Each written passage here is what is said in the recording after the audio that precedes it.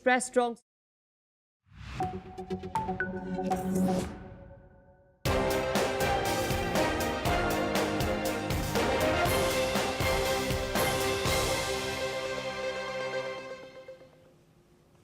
Hello and welcome. I'm Asima Katauka and you're watching the NewsX Eurozone. Let's take a look at the top headlines of this hour. Ukraine's energy ministry has said a wave of Russian missile and drone strikes on Ukraine has left over 600,000 people without power, while confirming the death of 3 people. The attack cut electricity to 500,000 people in Kyiv region and 8,000 people in Kharkiv, marking one of the most disruptive strikes in months. Moldova and Romania are witnessing serious airspace violations by alleged Russian drones. However, EU reports suggest that Moldova is virtually defenseless, but the Romanian government is playing down the incidents, calling them accidents. The European Union Aviation Safety Agency has issued Emergency Airworthiness Directive 2025-0268E after an Airbus A320 reported an uncommanded pitchdown requiring immediate replacement. Effective from today, the directive has mandated modification before next flight, allowing only limited passenger-free ferry operations to prevent any risks. German lawmakers have now passed the record 2026 budget amid a drawn-out fight over pension reforms pushed by young conservatives. Berlin also aims to buck an EU ban on new internal combustion car engines from 2035.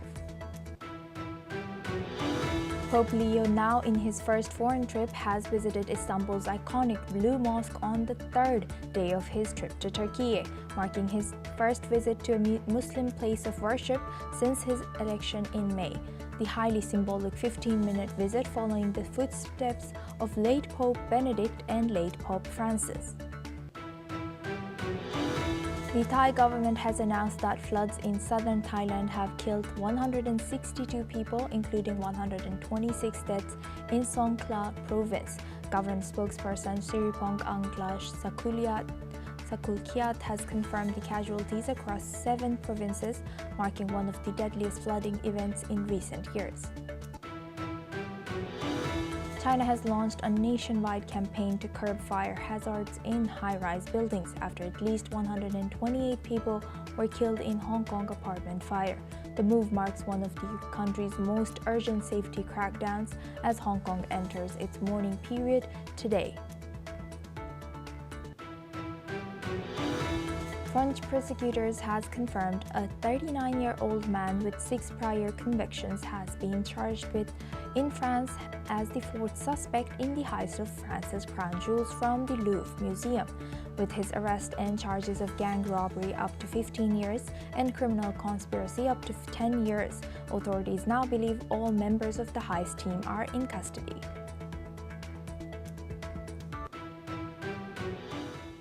Now for this hour, we start with Russia and Ukraine. Ukrainian President Volodymyr Zelensky reports that Russian forces have fired around 36 missiles and launched nearly 600 drones across the country, striking cities and infrastructure through the night.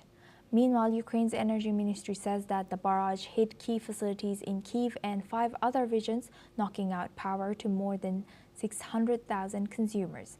Energy teams are working to restore electricity as officials warn the strikes are part of Moscow's push to pressure Ukraine ahead of the winter.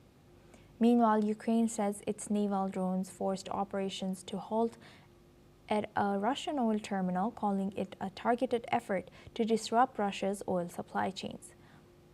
The scale of the attack highlights just how intense the fighting remains, even as diplomatic efforts continue in the background to end the war.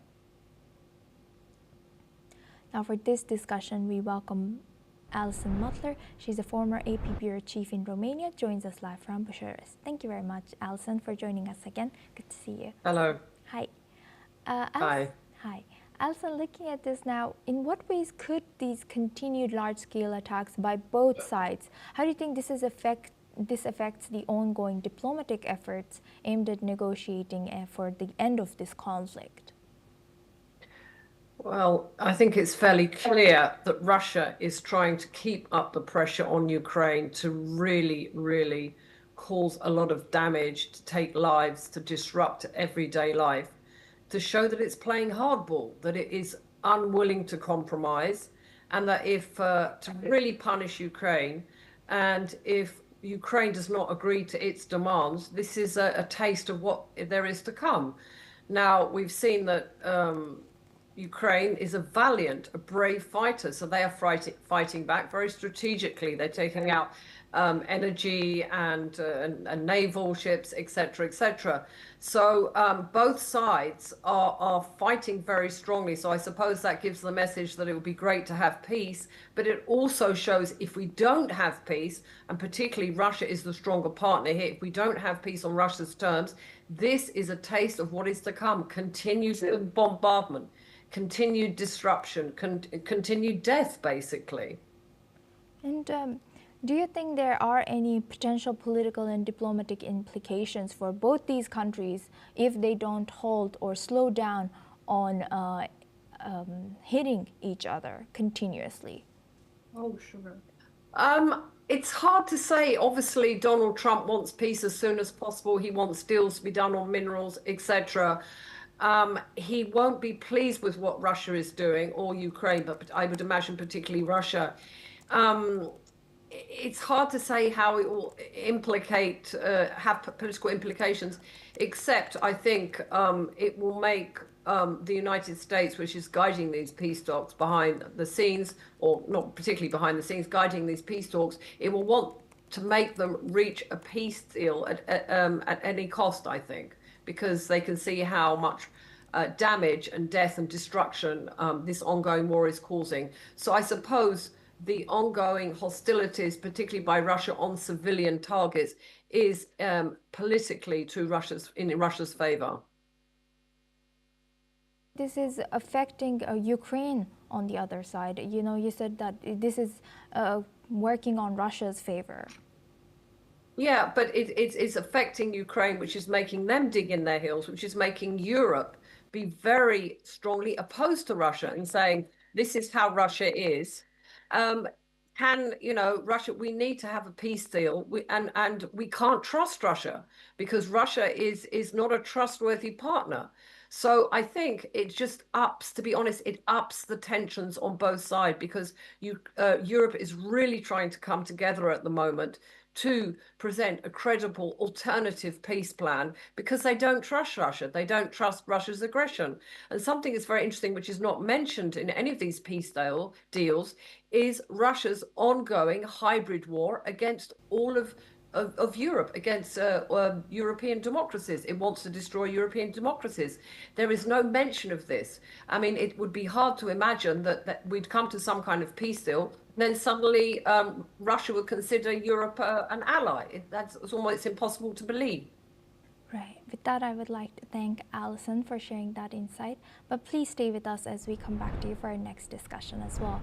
Now we stay on this topic. United States Special Envoy Steve Witkoff says the peace plan proposed by United States for Ukraine could prevent future conflicts. He has added that the plan could also strengthen partnerships among the US, Russia, and Ukraine. Witkoff says that if the plan is accepted, it will not only serve as a safeguard against new conflicts, but also create opportunities for the three countries to maintain trade relations. The U.S. earlier presented a 28-point proposal aimed at resolving the Ukraine crisis, which prompted pushback from Kyiv and European partners seeking refinements. Consultations took place in Geneva on November 23rd, with both U.S. and Ukrainian delegations reaching agreement on most provisions. However, several points remain pending for discussions between U.S. President Donald Trump and Ukrainian President Volodymyr Zelensky. Trump states the plan has been streamlined from 28 points to 22. Officials say the reduced plan aims to promote stability, diplomacy, and a long-term path to peace in the region. Now for this discussion, we welcome back Alison Mutler. She's a former AP Bureau Chief in Romania, joins us live from Bucharest. Thank you very much, Alison, for staying with us. Now, Alison, looking at this, what do you think is pushing Trump's administration, or Trump in particular, to gain peace or to get to peace between Ukraine and Russia? Money, mineral reserves, having access to rich Ukrainian reserves, and to stop funding, or to stop this war, and to stop sending weapons. It's a very much a business transaction. Witkoff is a real estate mogul. He's only interested in business, and the fact and the idea that Russia, the United States, and Ukraine can all live peacefully and make money. It's a dream. He should dream on. There have been more than 1 million deaths there. There is a bitter fight. There is no agreement on how to end the war. That's just a pipe dream on his behalf. I mean, obviously that's what he'd like, but it is extremely naive. The problem is we saw the 28-point police plan. Now we know it's been changed in 22. It's a bit unclear which one we're talking about. What is clear is it's still being negotiated. And if it's being negotiated, we have to take into account Ukraine and Russia's point of view, because Russia has been, from what we've seen, absolutely refuses to budge on any of the issues. It wants its maximalist demands. Ukraine itself doesn't want to be told it can't join NATO. It doesn't want to be told it has to drastically cut its troops. It doesn't want to be told it has to give up territory that Russia hasn't conquered. I personally think we're quite a long way from reaching agreement on all sides. And Witkoff is just saying what he would like, but it seems to me like a fairy tale. Right, and building on that, what do you think about the security guarantees? We don't know who is going to be emphasizing or making sure that this ceasefire holds on. Otherwise, it's going to be just like how the ceasefire is in Gaza. It did reach, but now the fighting continues on the ground. So, to making sure that this ceasefire holds on, do we know anything about the security guarantees or future conflict prevention for this? Well, these ceasefire plans look quite nice on paper. Everybody's relieved the war has ended. There'll be no more killing, no more fighting. But in practice, they rarely hold, because the people still have the hostilities between them. They still have the weapons. The issues actually haven't been resolved. And particularly in Ukraine and Russia, I very much doubt any ceasefire would hold. Obviously, you would need that hasn't been discussed, but you need an international force on the ground, whether that's UN, something like we had in Kosovo 20 odd years ago. It needs to be NATO. I'm not sure what that would be too problematic for Russia, but there does need to be some international neutral peacekeeping force on the ground. And it's a big country, and we're talking about a lot of land. So that's thousands and thousands of troops and a lot of logistics. But honestly, I cannot see any ceasefire holding there. There may be a slowdown in the hostilities. At best, I think we could see a frozen conflict that we have in other parts of the former Soviet Union, but I cannot see a proper ceasefire holding at all. So, building on your answer, what do you think? What needs to change so to make sure that the ceasefire will hold? I think some sort of frozen conflict and a lot of boots on the ground, international peacekeepers. It will never properly hold, but if that happens, there could be basically a more or less an end to hostilities. But I see it as a very, very difficult situation, because we've had more than 1 million deaths. People have been displaced, homes have been destroyed, energy centers have been destroyed. You can't just resolve these things overnight. There's a lot of trauma there. There's a lot of destruction. I know, Trump and Witkoff would like to resolve it overnight to get their hands on the minerals. But the reality on the ground, I mean, Donald Trump hasn't been there, nor has Witkoff been in those eastern areas of Ukraine, those southern areas of Ukraine. It's very, very problematic. And at this moment, I can't really see a resolution, except for there will have to be some international peacekeeping force. And that really hasn't been talked about. So I think unless there's very advanced discussions going on behind the scenes, which is possible, then we are some way from getting any semblance of peace whatsoever. Right. With that, I would like to thank Alison for sharing that insight on this news. Please stay with us as we come back to you for our next discussion as well. Now, moving on to our next news.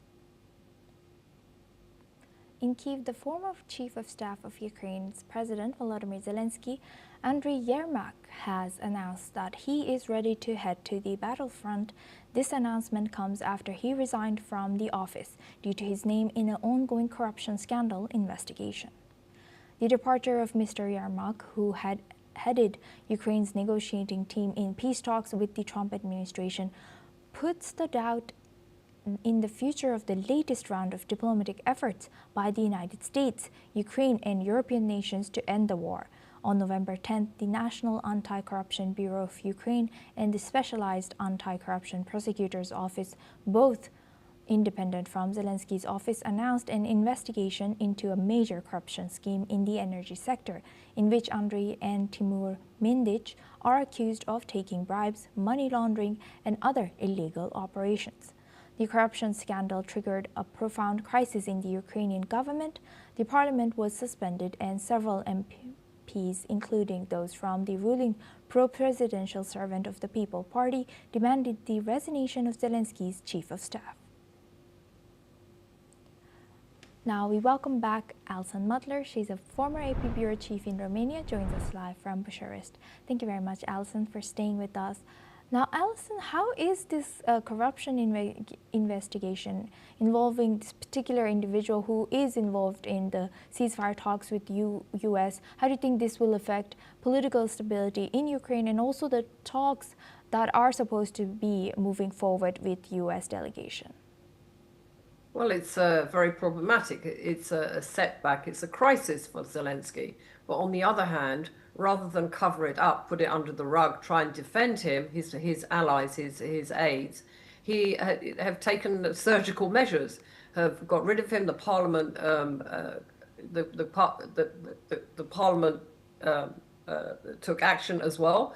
So I think the steps that have been taken are the best steps that can have been taken, both in the United States, which shows you that Ukraine is serious about tackling corruption and is serious about doing this. I understand his aide now wants to go to the front line. I suppose he wants to do penance, for his corruption and show that he is in the fight for Ukraine. And that is important. It is important. These optics are important. But it is a problem for Zelensky domestically because you have Ukrainians who are very weary after almost 4 years of war. And internationally, I think everyone knew there's corruption there. There's corruption in a lot of European countries.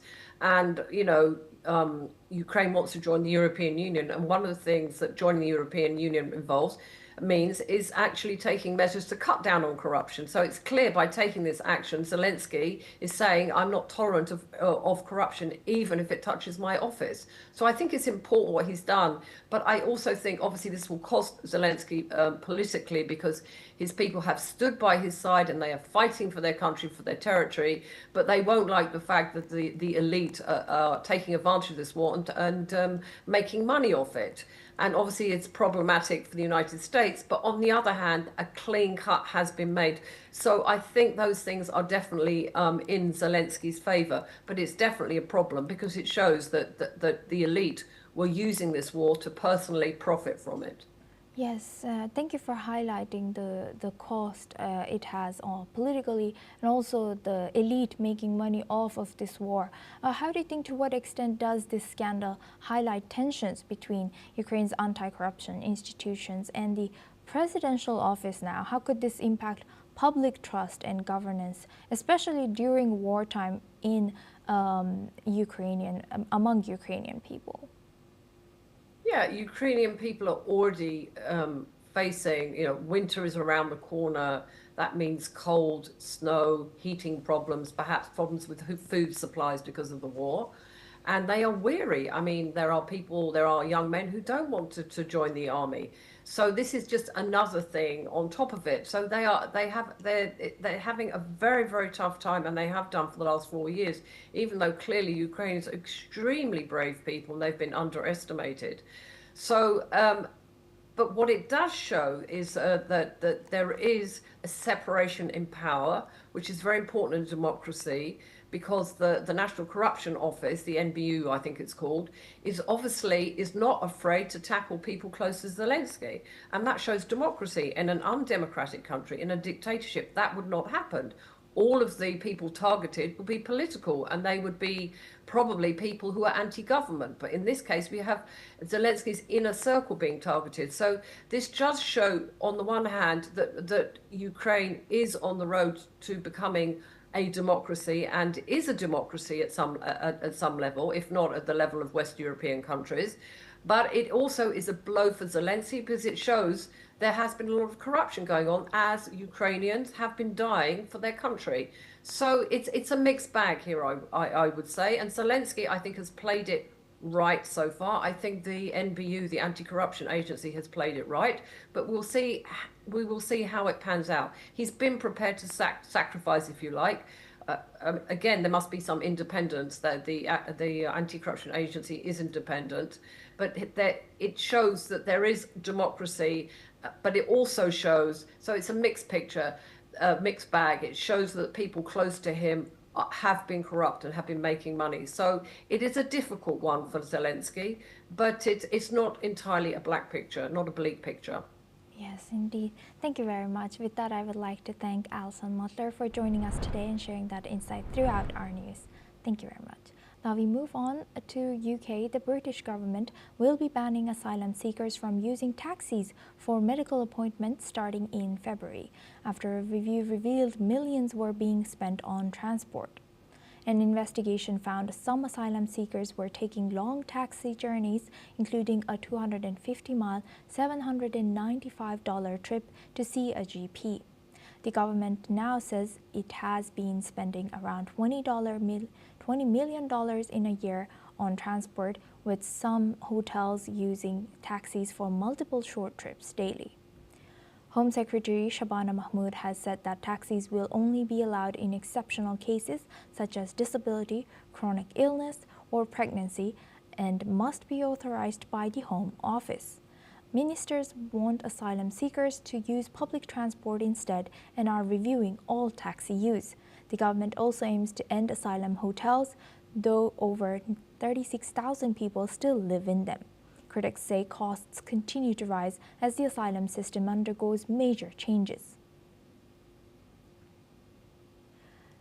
Now for this discussion, we welcome Shruti Das Gupta. She's an international affairs expert, joins us live from New Delhi. Thank you very much, Shruti, for joining us again. Good to see you. Shruti, now looking at this, to what extent does this new transport restriction reflect shifting political priorities in UK immigration policy, and how might they influence relations between government and local authorities? Well, greetings, Asuma. Thank you so much for inviting me. Thank you. What I understand is that UK is ready to overhaul its asylum system, and the local authorities as well as the government institutions, the state machinery, is trying to work in tandem to ensure that public services are available without being cruel or unnecessarily too strict on asylum seekers, while ensuring that fake asylum seekers are escorted out, as well as a burden on the system is kind of eliminated. And this particular law that we just spoke of, the rejection of taxi rides, until and unless it's absolutely required and with direct confirmation from Home Office only, is part of that policy, which is going to ask asylum seekers to take a deeper look on whether they are a productive part of the economy or a burden on UK's system on a whole. The incidents that you have mentioned, some of them where they would take taxis just a two block distance, also multiple times a day because the taxi ride was free. So I believe a taxi driver came up and said that at the rate that he was transporting asylum seekers to hospitals, he was earning £1,000 a day just by doing that much. So it's just one taxi driver in London is giving you these kind of feedback. So it shows that the system was being used by the asylum seekers, misused by the asylum seekers, and the goodwill of UK and its state machinery was being tested. And now with a £15 million bill to just taxi rides is something that shows that There's a deficit of trust now being steadily built, and asylum seekers on a whole will be asked to take a deeper look on whether they are an asset to UK or not. If they are not, they will be kindly escorted out, as Shabana Mahmood has already started offering £3,000, I believe, to those who are willing to go back to their own nations rather than stick around and enjoy the hospitality of UK. Right, and you know, like the goodwill of UK's government, it seems like it was abused and misused instead of being effectively used. How are these asylum seekers affecting the broader debates on the balance of, you know, between the cost-saving measures by UK now and the humanitarian obligations of UK's government toward these asylum seekers? So let's just talk a few numbers first. So in the last 12 months, from 2024 to 2025, let's say September to September, August to September, then there's been a 13% hike in the number of asylum seekers. Now, usually you would consider that asylum seekers are people coming from boats fleeing their nations, but of the 13%, that is more than about 1 lakh people were given asylum in these 12 months that we've been talking of. Only 41% of them were coming from small boats. Others were people who came on other means to UK, and then they claimed asylum to claim citizenship under the asylum law. So there is a larger game happening where they are abusing the asylum laws to gain residency, to gain support systems, and UK is waking up to this reality. Beyond just this, if we look at it, the population of UK has risen from 81 million to about 86 million, I think, the span of about 5 years.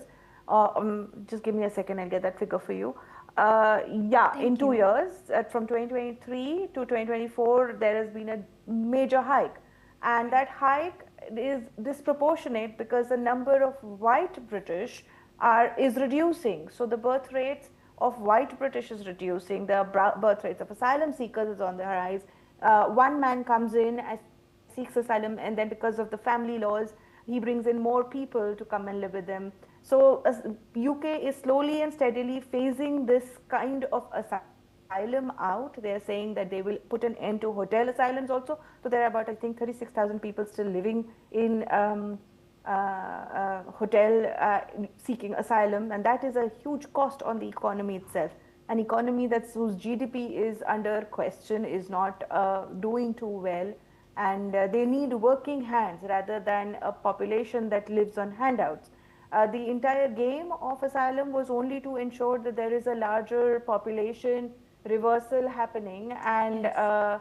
It is so that the declining population rates is met with people yes. coming and wanting to be part of the workforce. But what they've invited are people who are willing to live on handouts, and that is not good for a country with already a strained system, with aging populations, and with a demographic crisis at its hand with the rate of asylum seekers that are coming in. So yes. There is a larger question at play, that it has been abused, the asylum game as such, and hopefully the new policies of not giving residency till the 20-year period is up. Only those having work asylum and study asylum will probably be allowed to bring their families in, and renewal of the policy, and as yes. well as asking those whose nations have found peace from whatever conflict they were facing at that particular time to go back home. All of these policies will slowly phase out the load on the system, and hopefully UK would be able to breathe soon. Yes, with that I would like to thank Shruti Dasgupta for joining us today and sharing that insight. Thank you so much for the exact figures and the history and the possibility of what comes next as well. Now we move on. We have a breaking news. The death toll from floods and landslides on the western Indonesian island of Sumatra this week has risen to 303 people, up from the previous 174 people. According to the National Disaster Management Agency, monsoon rains over the past week has caused rivers to burst their banks in North Sumatra province. The deluge tore through mountainside village, swept away people and submerged thousands of houses and buildings. Rescue operations are on hold as hundreds of police and soldiers, as well as residents, are struggling to dig through the debris with their bare hands, shovels and hose, as heavy rain hindered their efforts. Now we move on to France. In a move aimed at reducing distractions in school, French President Emmanuel Macron has backed a push to extend a cell phone ban to high schools. Starting next year, currently students in primary and middle schools are already prohibited from using cell phones. During school hours, Macron, speaking at an event in eastern France, has said that the initial phase of the ban had worked rather well, and now the Education Minister, Edouard Geoffroy, is reviewing the idea of expanding it to high schools. However, for this to happen, new legislation may be required, as the current law passed in 2018 only applies to younger students. While Macron's influence has diminished after losing control of Parliament last year, he has recently made efforts to reassert himself in tackling issues related to social media and online platforms. And that's a wrap on the NewsX Eurozone. Keep watching NewsX World for more news updates from around the world.